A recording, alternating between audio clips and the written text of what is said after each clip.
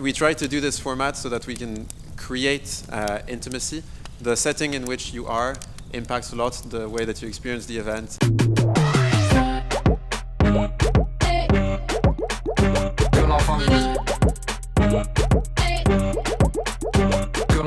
One of the things that we've noticed time and time again is that some of the best founders are the founders that break all the rules that are generally accepted as what you should do when you're trying to build a company.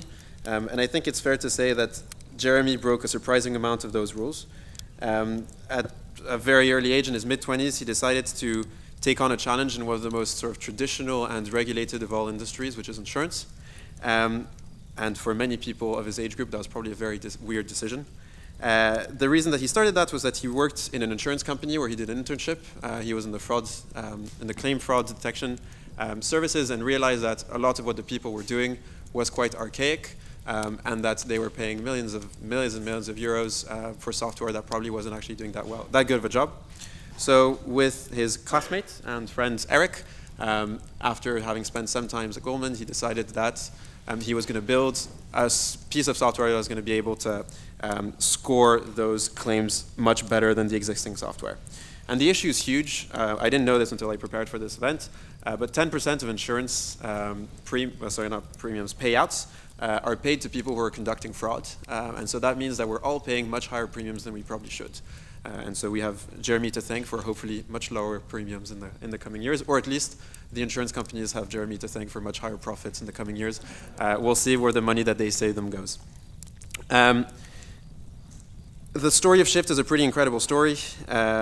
It started with a surprisingly long time of research and development, and that's something that I'm super excited to ask Jeremy about, because it's, once again, one of the very unconventional things was that compared to most startups who sort of find the clients before they build the product, they had a lot of product to build before they could find any clients. Right now, after 5 years, is that it? 5 years? They have partners in over 70 different insurance companies, offices in more than 9 countries, and a team of almost 300 people. So we'll be talking about a lot of things. The first thing I want to talk about is, so most presidents are judged on their first 100 days in office, and whether or not they get reelected usually is impacted by what they do in those first 100 days. Fortunately, you're sort of a dictator for life, or at least a dictator for some amount of time at Shift. So it doesn't matter that much, and probably in startups, the first 100 days don't resemble the next 1,000 as much as they do in a presidency. But if you could walk us through what happened in the first 100 days of your building of Shift, that'd be super cool. Hi everyone. Thanks for having me. Thanks for the introduction. Very nice introduction. So for us, just to give you the context, so as you said, it was my real first job. Before that, I did only internships. I was coding.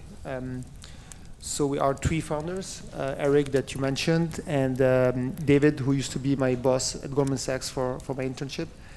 But so we tried to hire you, and then you said no. Yes. And then you said, actually, you're going to come and work with me. Yes, I didn't do it like this, but it's not very far from reality.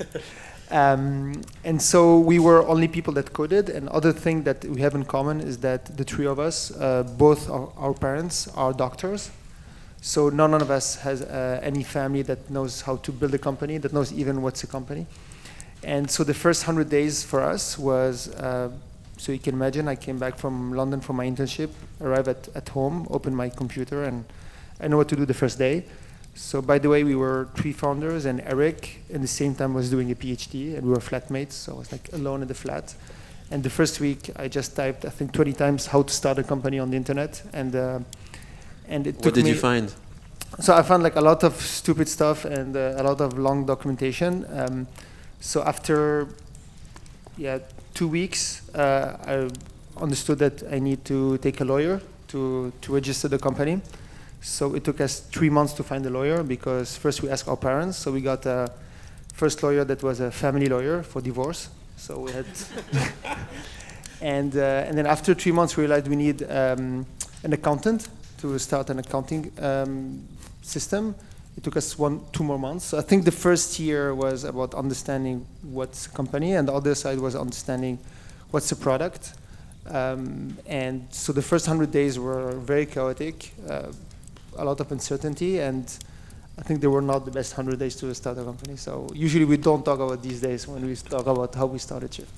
Okay, so how about the first 100 days after you wrote your first line of code? So I think the first real 100 days is when we went to the first incubator. I think this is a big change. We went to Aganov, which is a French incubator.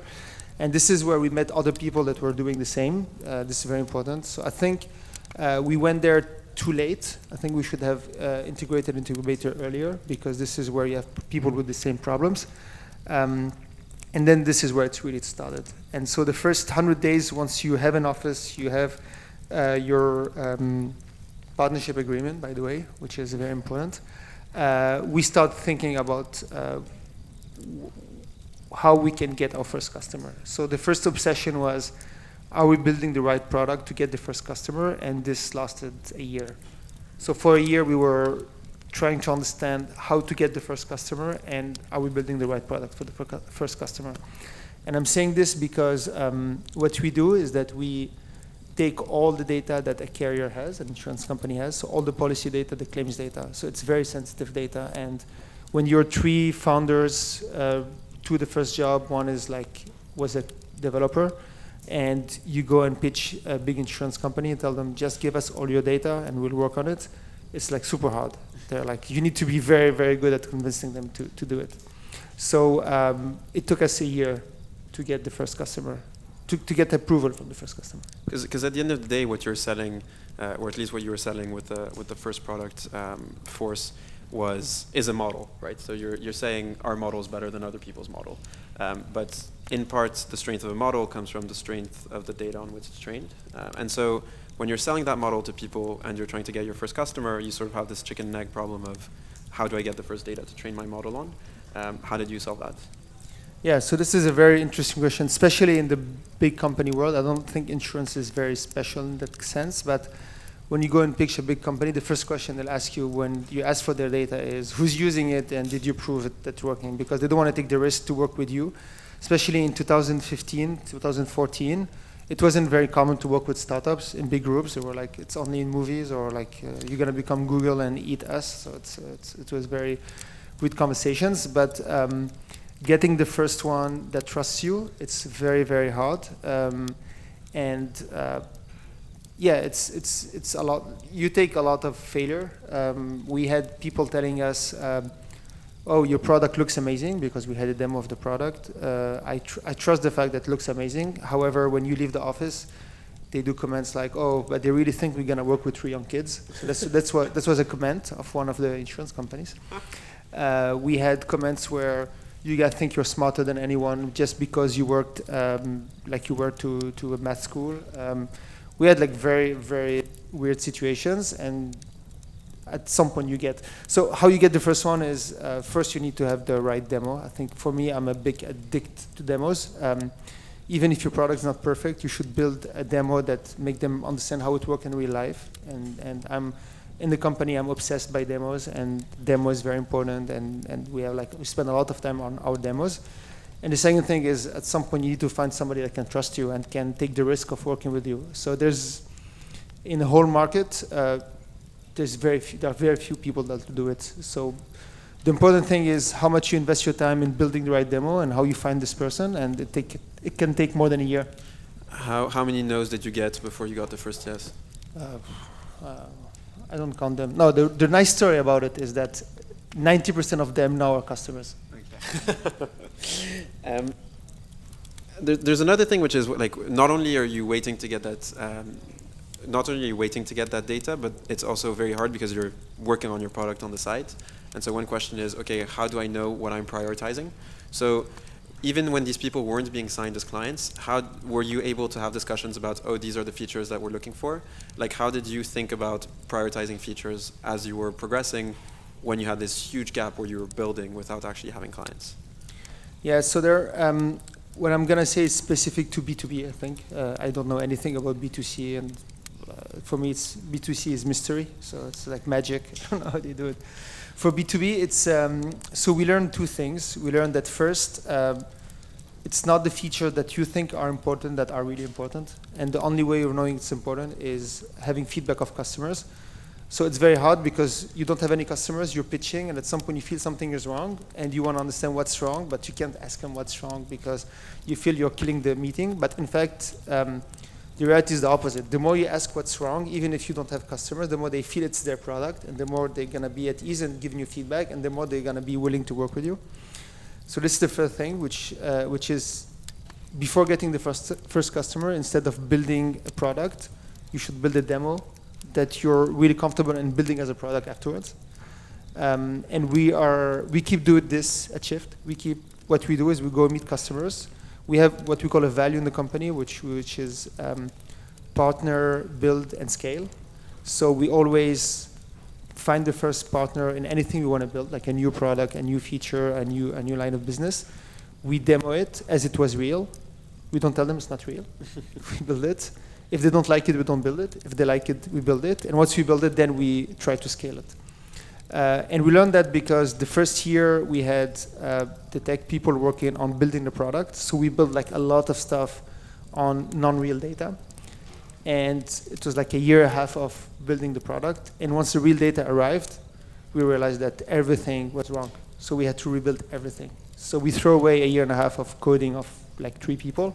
And it can be long, a year and a half coding 3 people. And when I say we throw everything, it's like literally everything. So you can imagine David's like reaction when we start with the first customer. And now we learn from it, but I think people shouldn't spend much on building the product in B2B, but more building the demo. And the important thing is when you build a demo, you should be sure you can build then afterwards the real product. And the dangerous part is don't estimate how much it takes you to build something, or are you really able to build it? And when you were in the sort of exploratory phase, were there other products that you sort of pitched to the companies? Like what else did you explore? So the funny story, we did our seed round, and one of our investors were like, why you don't try to go to other verticals, because insurance is very slow, which is true. And at some point we became very frustrated with how slow is insurance. So we did a pilot with an e-commerce company. So we took billions of data, and e-commerce sent us like billions of data. I think right now we still have less data than the e-commerce company sent us. And they had already a solution that they bought, and we put the team on a competition against the current solution. So in 4 months, we had 20% better in accuracy and detecting fraud. So we were like overexcited. It's a big company. We're going to kill them on the market. It's amazing. And then we went back to the customer, and we told him how much you would pay for that. And he said, this is what I'm saving with the competitor. This is what I'm saving on top with you. This is how much I'm willing to give you in terms of profit sharing, which was very decent. But one of the biggest e-commerce in Europe would give us 150,000 euros per year, while one of the smallest insurance in France would give us 150,000 euros a year. So we were like, wow, what's going on? Let's run back to insurance. Exactly. So we tested stuff. The thing we won in this pilot is that we poached several people from the e-commerce company, so everybody was happy. However, we tested a lot of stuff. I'm not proud of saying it, but we tested detecting fraud on people that were predicting bets in sports. Okay. Not even bets in sports, people who were predicting. It didn't work. While working on insurance. So after the first insurance customer we had, we realized at some point we should focus. And I think we lost a lot of time trying other stuff. And in your relationship with the insurers, so there's one issue which is, do I trust them with this data? There's another issue which is, these are 3, sub 30, under 30 years old people. Will they still be around in 1 year's time? What changed? Was that one of the big issues? Did fundraising help a lot with that? Did it bring some credibility, or was it actually completely unrelated and not really an issue? Yeah, funds for us are is the biggest guarantee for robustness. When we had our first investors in France, it was a big signal to the insurance companies. When we raised with American investors for American companies, it was very important. And we still use it, and our investors are still active. Even the seed investors, after raising more than 100 million, they're still super active. And they still help a lot on a lot of subjects. We launched a new product a year and a half ago, which is not just detecting fraud, but taking the claims at its beginning and having a machine that's automating the whole claims process, which is a lot of decision making, understanding, reproducing a lot of reasoning, which is super hard. And we had to find launch customers in France, and seed investor came back in the game and helped us in getting the first ones.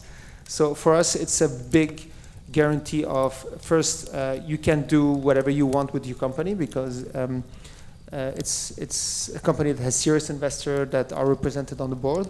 And on the other side, it's a guarantee on the fact that you're gonna still be around in 10 years. And in some countries like Japan, for instance, it's super important. They're more worried about you not being here in 10 years than about how much they would pay you. So they're willing to have more engagement, give you more money up front to be sure that there's any financial problems. And this is something that investors are super helpful for B2B. In one of your interviews, I read that like the sort of most common behavior pattern amongst fraudsters is that when they feel like they're about to get caught with one insurance company, they just shift and do the exact same fraud, or commit the exact same fraud somewhere else.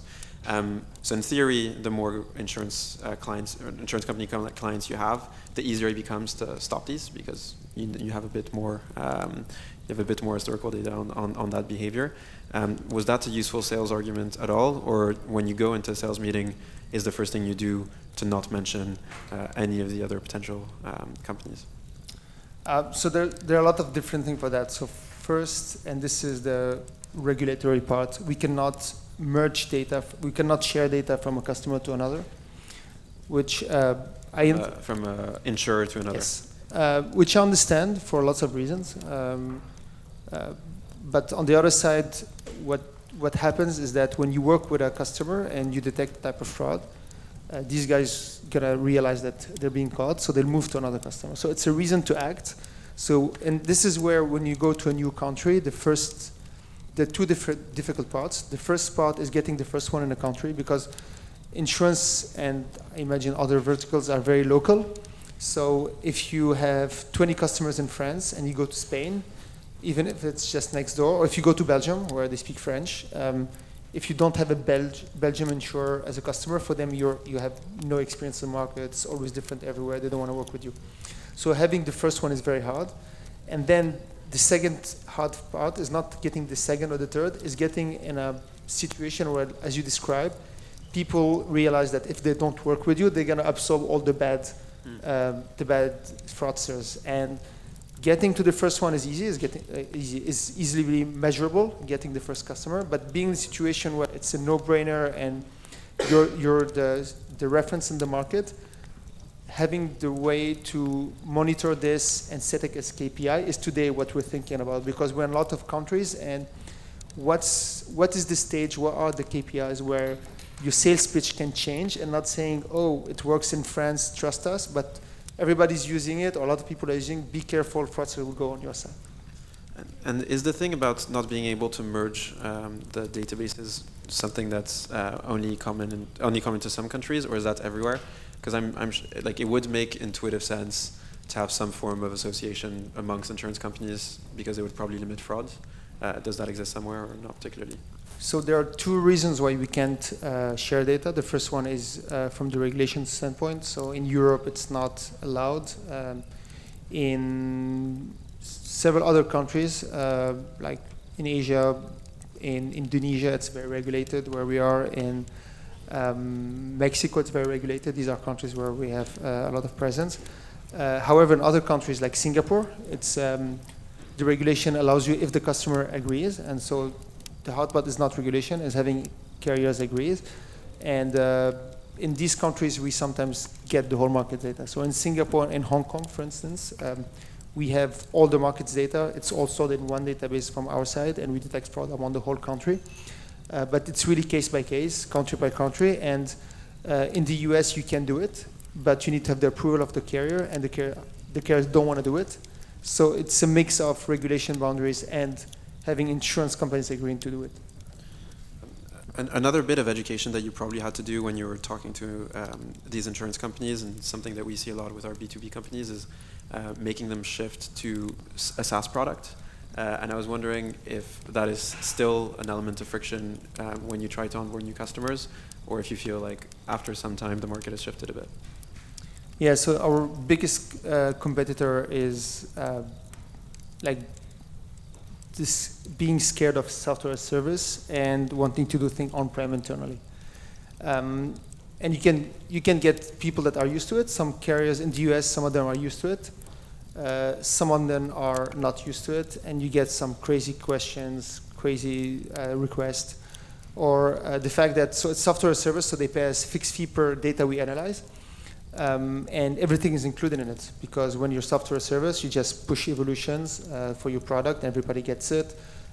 In terms of maintenance, you need to be sure that everything is up all the time, and it's all included in the subscription base. So when you go and pitch a company that never worked with any software service provider, always had a big license fee with maintenance, and then you charge them a mandate for new evolutions, you can imagine how the discussions are. We have people like, I don't believe you, I'm sure you're hiding in your contract some terms and you're going to charge us for mandates. Like, no, this is software service. And it's crazy. Some of them never heard of Salesforce. Some of them never heard of any of software service companies. And some of them are huge companies in the US, very local, work in 4 states, very big, billions of premium, and they never heard of software service. So it's ongoing education. In some regions, we educate the market, and it becomes like very trendy to be software service. In some other regions, somebody done it before us, and in some regions it doesn't work. For instance, in some countries, we have like we didn't manage to convince them. It's no way. So it was a question I was planning for later, but I feel like now's a good time. One of the things that sort of puts you apart is that I think from day one you're already spending your life in planes. So most often, seed stage companies, the founders trying to sell to their neighbors, or at least people within some degree of vicinity. You were trying to sell in the US and Japan from pretty much day one. What were the markets where you were surprised by how easy it was to sell, and which were the ones in which you ended up feeling that it was too challenging to be worth it, at least for now? So when you start and you are in sales cycle that can take years, you're not very picky on who you're selling to. So if somebody calls you from Singapore and say, do you want to work with us? Like I remember I had to have a passport and go there with Eric, and we landed in Singapore, and we didn't have, we were 4 people in the company. And then when we explained to our VCs that we were pitching that our first customers are a carrier in France and one in Singapore, they were like, why Singapore? It's like, because they called us. It's like, and if they called you from Mexico, would you go there? I was like, yeah, by the way, we have one in Mexico that's going to be signed. So we were not picky on the locations. Now with the constraints we have, you can't go everywhere. Having a localization of your product for Vietnam, for instance, it's not the best use of your data scientist time. But it's very interesting for us, because discovering new countries it was difficult, but now it's a very important part of our journey, because instead of thinking about how to go international because we have the French market, it's more like, where do we choose, where are we investing, because we're already in 25 countries, have customers in 25 countries in 12 languages. And you can be very surprised. It's crazy how things look sometimes similar, but people are so different in terms of sales, process, the way they see companies. And on this side, sometimes countries look very, very different, but they're similar. Something I can throw out there, German and Japanese are very similar. French and Spanish are very similar.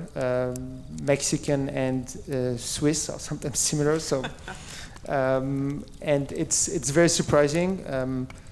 The funny story is the first time I went to Japan, I was with 3 other people from Shift. We were post Series B. Post Series A. So we already had senior people in the company. And so in Japan, you line in order. The most senior person in the company is first, and then depending on your rank. So I was the first one, and the other were 50 years old. And so this Japanese company was like, oh, something is wrong. Why the intern is in the front? Why is he giving his the first? And so before starting the meeting, the translator was talking with the different people from the insurance company, and they start like being a little bit aggressive. And so we asked the translator what's going on, and she was super embarrassed. They said, like, how old is the CEO? I was like, I'm 30 years old, and everybody panicked. Like, how is it possible?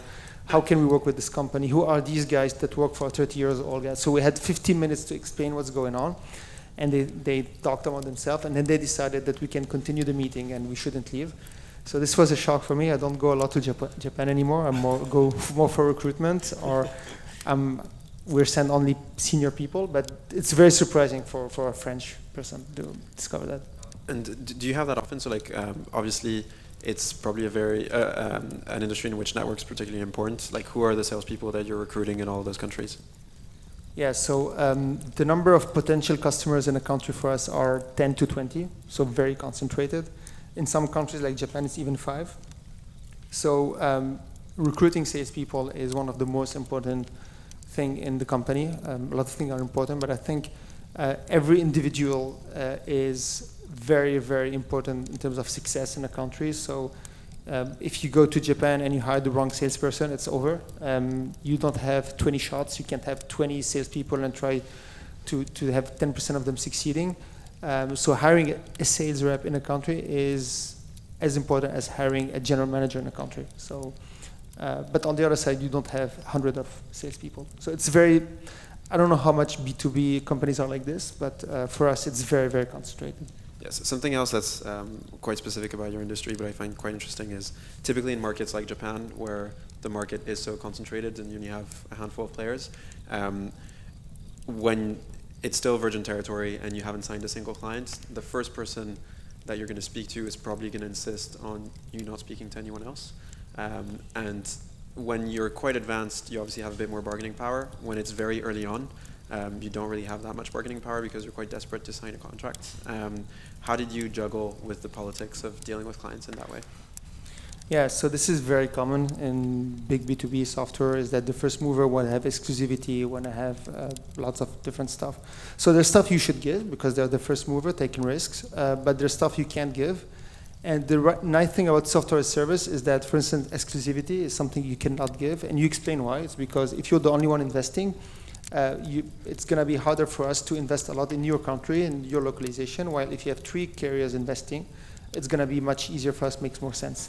It's not easy to explain it as this because usually they get upset, but the right thing is knowing what are the strengths of your product, what makes sense, what doesn't make sense, and have really scale it. So now when we go to a new country, we know what we can give and what we can't, and also you can help the customers asking for the thing you can do, because if you just give him everything, he would think he doesn't have anything, and if you just say no, he'll be upset. But this is a big part of when you go to a new country, is really thinking about what makes sense to give as a first customer and what don't make sense, and just help them to arrive there. And so what are the sort of things that you're okay to give? I won't give you my secrets. No, it's more like things about they will get more support because you have a lot of localization. You'll put more people on site. You'll give them more resources. But giving exclusivity or pricing advantage or whatever, it doesn't make sense, because if you don't get other customers, your interest in the country is going to be very low. Yeah. So the product that you've been selling for 4 years now is Force. So it's the thing to detect whether or not, or the probability of a given claim being a fraudulent claim. Since you've launched a second product called Luke, which actually helps with the management of the claims themselves. So first question is, what was the thought process behind launching Luke? And then second, what do you see as sort of the future product evolution of Shift? Yeah, so after trying lots of stuff that didn't make sense, we thought that we should focus on what are our strengths and where we're heading. So we don't overthink stuff. It's just that after getting lots of customer and fraud detection, we realized that we were spending a lot of energy on getting the data, understanding insurance policy. It's like very complex. and then having one data model that can absorb the whole insurance specificity in each countries. And then in order to detect fraud, we had to understand the products, the processes, who's doing what, who's covered, who's not covered, liability, like a lot of different stuff. And so the more we were getting good at it, the more customers were like, oh, you guys can help us in other than fraud detection because you really know our products, you really know our data, you work well with our team. So we started thinking about what we can do more, and we had to choose between upselling a new product that will help in a part of the claim process, like fraud detection, would be like, I don't know, recovery, reserve, whatever. Or on the other side, say, let's completely change one of the processes and change the way it's processed. So we chose the second one because first we thought it was much more interesting from a technical challenge, and second because it would really make a difference for the insurance companies. So we agreed on, let's try with the launch customers taking ourselves the first notice of loss, what we call the first notice of loss. And when somebody has a claim, instead of logging in and start filling a form, when you log in, they send the customer to our interface, and so depending on line of business, it's just like uploading pictures and we process the whole thing, or having a chatbot that asks you a question about your claim. And the more you give data, the more the algorithm gonna decide if you're covered, if it's suspicious, if it's who's responsible, how much we should pay, and completely set the claim without anybody being involved with any human, any claim handler, and doing it in real time. So this was a challenge a year and a half ago. The research team, Eric and the team said, we want to have this challenge. We thought it was a bit too complex, but they said, let's go. And today we managed this year to completely automate claims from end to end, very complex one.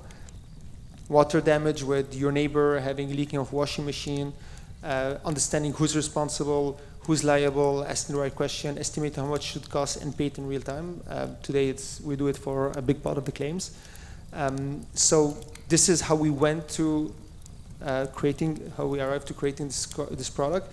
And then you think about the future. So there are different paths. You can say, okay, I'm going to upsell more and more products. You can say, I'm going to go on other verticals that looks like this. Or you can say, okay, let's dig into where we're good, which is fraud detection and claim automation. And the good news is that the more you automate claim, the more we see new types of fraud. It's like any industry that you automate. We have like really, really weird behavior of people that realize it's automated, start frauding. And the whole thing makes sense. So in terms for vision for the company. Can you detail that?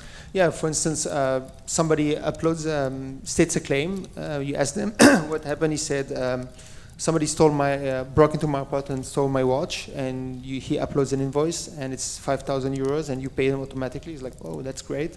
He talks about it with his wife. She said, but I have also an insurance with my credit card, and she goes on the website, and she uploads exactly the same invoice, and so you have two invoices. These are things you would never do if you know that somebody's being on the phone, and when you know it's automated, you just try. We have people that instead of uploading invoices, so you're saying that the fact that they know it's automated actually increases the risk of them trying to fraud. At some point, we're you get that in sales pitches where they're like, actually, we're very happy doing it manually because they know. It's even worse. Now we're having people that know it's automated, so instead of uploading invoices, they upload selfies with them saying, can you give me 5,000 euros? Yeah, we have like really funny stories. But this is what happens with automation. When people know it's automated real time, you just try it. It's like e-commerce. People steal credit cards instead of going to ATM or going to shops to buy. They go online and they just order TVs and these things we learned working with e-commerce companies. So it all makes sense. It's the better you're on detecting fraud, the more you'll be able to detect people that fraud when it's automated, and the more you go in automation, the more people we're going to try frauding. So I think we really found what we're good at, what we can change. And the claim automation market is a huge market. It's 200 times the fraud detection market in insurance. So our goal now that we set is we want to give a platform to carriers where everyone can automate simple claims while keeping their specificities. What I mean by that is the more we're working with insurance company, the more we realize that people choose an insurance company for the way they got treated. Some people accept to have lower premium because they want cheap customer service. They just want to get paid for what they deserve. Some of them prefer to pay a higher premium, but the day they have a claim, they want to have everything taken care of. And so building an AI that can behave like this with low-cost insurance and behave differently with expensive insurance is the next challenge we're building. Okay, and so, I mean, it seems like you're pretty much going to build everything but underwriting itself. And I was wondering, because if you're so much better at detecting frauds and managing the claims, you're probably much better than most of the insurers at underwriting too. Why is that something that you're not considering for now? So you mean being an insurance company ourselves? Yeah.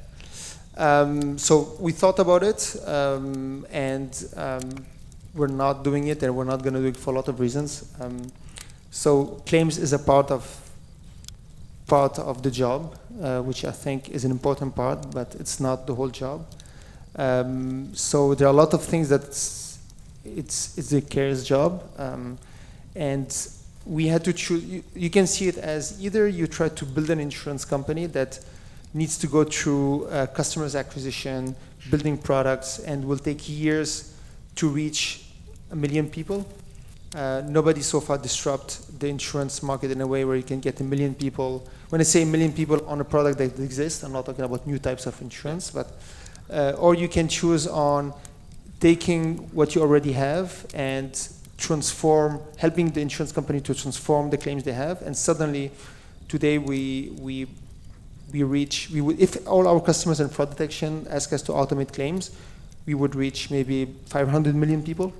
So for us, it makes much more sense to try to... With 300 people in the team. With 300 people in the team.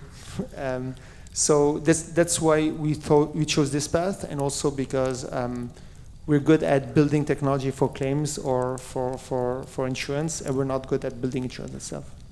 And you have to, it's not just build, you have to sell it too. And B2C is a mystery, you said. B2C is like a magic. I don't know how these guys do this. It's not my thing. So when we had the call to prepare this, you told me that out of the 300 people you had, about 250 were either data scientists or engineers. Is that roughly correct? So it's a crazy ratio for most companies of your size. Yeah, it's we have, if you take the sales team and support like HR and finance, on 300 people, they must be 50 people. So we have 350 engineers. It's because, like I said, a number of customers are limited. Technology is very hard to build. But the cool thing about it is we have a lot of different nationalities. We have more than 25 nationalities in the office. In Paris? In Paris. We have maybe a third of the team that doesn't speak French. So it's a nice mix. The average age is, we did the stat, it's 27 years old. So it has his... you don't tell the Japanese that? Sorry? You don't tell that to the Japanese? No, we have like 20 Japanese in the company. They speak English, but they don't speak French. But just try to give you a sense on how the office looks like. How sometimes it's like a big mess, and or how on the other side the big mess can create a lot of good synergies. And I think it's a part of our DNA, having people from lots of countries. We hire people, sometimes we move them to Paris, and it's for them, like it's a nice journey for everyone. Yeah. And because that means that sort of at heart, in terms of at least headcount, you're an engineering and a data science company, but in all the sort of local offices, you have no engineers almost. So is there like a bit of a disconnect in the culture between the regional offices and the HQ in Paris, or do you manage to replicate that culture sort of in the 9 locations? Yeah, so we have engineers in Boston, in Tokyo, in Singapore, in Paris. So the way we build it is we send people from Paris to these locations, engineers. So we're able to rebuild the same culture. They're working well together. Engineers love talking in chats rather than calling each other, which I still don't understand, even if I'm an engineer. However, it's working well. The challenge is time zones. It's very, very hard to manage a technical team with different time zones. I know it's the same in every big companies where engineering team are like in different time zones, and we don't have a magic solution for that, but can be very painful, yeah. Just whilst we're on the topic of people, and then we'll soon open to questions from everyone else. I was wondering if you had 1 or 2 hires which you could point to as sort of the transformational hires that you've made in the past couple of years. Yeah. So it's my first job. So you have two options. Either you learn how to sell, you learn how to manage finance of a company, you learn how to market your product, which I'm very bad at, or you hire people that do it for you, for the company, do it for you. And so instead of spending time on learning, you spend time on hiring the best. So every person we hired in my management team really changed the company. Our head of sales completely transformed the company, where I would give everything for free.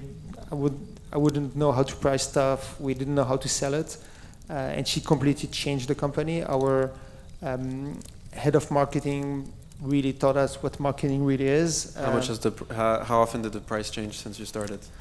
The price itself changed a lot, but this is not the most interesting part. The interesting part is we were having great results with customers willing to talk about results, and we never dared going pitching insurance, and instead of telling them, let's go in production and you'll choose how much claims you want to send us and we'll charge you per usage, we would go and tell them, we know our technology is working. If you pay us $1 million upfront, we'll be able to deploy it and give you a discount. And she arrived, she said, guys, our product is working, people say it's amazing, and we already have cases where we can show that we detected. So why are we still telling them, oh, start with implementation, you'll see, and then let's go for pay-per-use? Because they would never trust us, they would never go for it. And she managed to transform the way we were selling, so now people commit up front, it gives us working capital, it really changed the whole dynamic. And this one thing that I would never, like if you asked me 3 years ago, would you be able to convince carriers to work with you, engage, give you money before starting? I was like, no, never, they're never gonna do it. And yeah, she managed to change that. That's very cool. Last question, for a company of your size, I think you're quite under the radar. As you know, there aren't that many companies in France that have raised 100 million in total from investors as good as yours. I was wondering if there was a specific reason for that, and if that's something that you're trying to change as you grow a bit more aggressively. Yeah, so when you have data about 500 million people on your database, you don't want to be everywhere and we're talking about you. And on the other side also, our market is insurance companies, so making big noise in the tech space or anywhere else doesn't help. And we never had any problem recruiting people, so there's no need for that. And also you don't want to be very popular when you we touch very sensitive topics. Where do you recruit from mostly? Like the data scientists and engineers that you have? So all our data scientists are just out of university, and they hire themselves. It's like you have the. Which is why it's 27 years old. Yes, and then it's so you have very funny stuff. You have people that. So to give you what's the regular path at Shift is that you finish your studies. One person that you knew from last year that graduated calls you and say, come and visit the office. You go to the office, you have 3-4 interviews. You really like the team. You think they're all smart, so you join. The first 6 months you learn the job, and 6 months afterwards we tell you, you know what, we grew the team, so now you need to hire the guys that you used to know in university or friends that work in other companies. And then 6 months later we ask you to manage 3 people. And if you're good, 6 months later you manage 10 people. And so we have people been here for 2 years that are 26, managing 20 engineers. Half of them are their friends. It has a good part, which is we don't have a lot of turnover. However, sometimes when people know very well each other at the same age, manage each other, it's some kind of challenging. Not much turnover, but very painful turnover when it happens. Yeah, friends. So yeah, when someone's leave, it's like a problem. When you let go someone, like sometimes some people get upset. He was my best friend. How we let him go? It's like, we can't hire the entire school. Yeah, it's very emotional. We have situations, very emotional situations. Thanks so much. So we're probably going to give a big round of applause to Jeremy first, and then we have a mic. So Vlad has a very convenient mic which you can throw to each other. So if you have a question, raise your hand, and then you'll throw it to the next person. It's quite soft, so it's not too dangerous, but still try to catch it properly. Yeah, don't worry, you can throw it. You start, you catch it, yeah.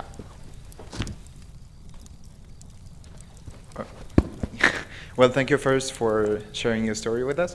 I had a question. So, how do you measure the effectiveness of your solution? With big companies, do you have like a down the road validation from the company, which in a sense means that you need like human validation? Because and on a broader question would be, how do you deal with false positives, for example?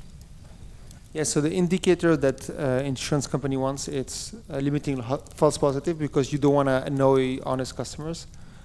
So we have an indicator that we track, is that it's a false positive or not. When you start, you need to guess. When you have no data, you need to guess what's the false positive. So we did a guess, which was lower than the reality. So that's good news. But the whole target of the data scientist team is reducing false positive, detecting new types of fraud. So it's a very important indicator in the company. And how you measure it, it's important to get feedback from users. What is your expansion strategy in emerging market like India or Brazil? So Brazil, we opened a sales office there. We already had first customers there. We're detecting fraud, which is Brazil is a very interesting country. It's decentralized. It's per state. Fraud's different per state, and we're investing in it. India, it's very complicated. They're much more protectionist than Brazil. Fraud is different like every country. However, it's very hard to do business in India for us. We have one customer in India, but it's not somewhere we want to invest, because it's very complicated to do business. You need local entity. The tax when you take money outside of India is like super high, and they're very protectionist. So we're more investing right now in the American continent or in Japan.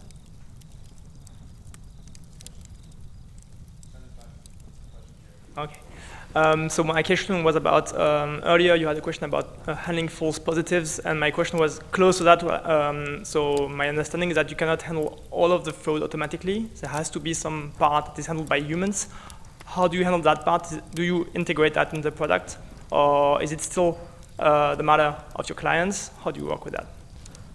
Yeah, so in Europe, once more, it's legal that somebody need to check the claim before rejecting it, and I think it's a good thing, because even sometimes when it looks very, very suspicious, it's just somebody got unlucky, and so that's why when we send alerts, we need to have a human that checks it, and we don't automatically block claims, and you guys should be happy about it, because you want to get paid your claims. And this is important, because which means when you get feedback, sometimes you can have it's suspicious, but it's not a fraud, which means like I want to have more cases like this, but I'm not proving the fraud. And sometimes it's suspicious and it's a fraud, and your algorithm, you need to take this into account, which is not easy. Yeah. Hello, thank you for your speech. I have two questions. The first one is, are you thinking in using your product also in other sectors than just insurance, your technology mostly? And the second question is, what does shift mean? So shift mean nothing special. It's, I don't have a good story about that. We just had to pick a name. So a lot of people are disappointed by that, but it's the reality. I should maybe someday create a story about it, but I don't have a good one. And going for other markets now. One of the advantages that we're focused on insurance, and like I said, having that much investment in one sector, one product is key. So we're not looking at other sectors.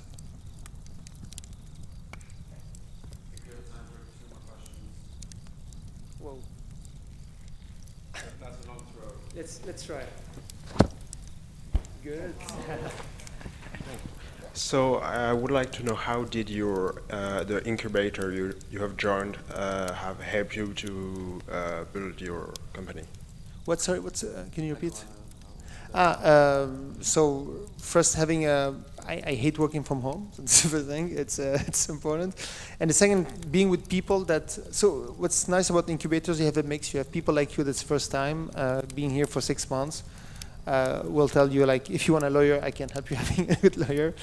You have people that have done it several times that will tell you, oh, you want an investor, I will help you finding investors. You have people that trying to recruit around you. You have people that will give you advices. It's very important.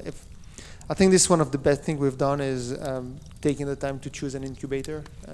And if you guys are here, for instance, it's a great place where you can meet people that are on the same journey as you, people that already made it. These guys can help you finding investors, finding support. And when you don't have anyone in your family that already done it, it's very hard. Very good. Well, thanks everyone for coming, and thanks Jeremy. Thank you. again. Thanks.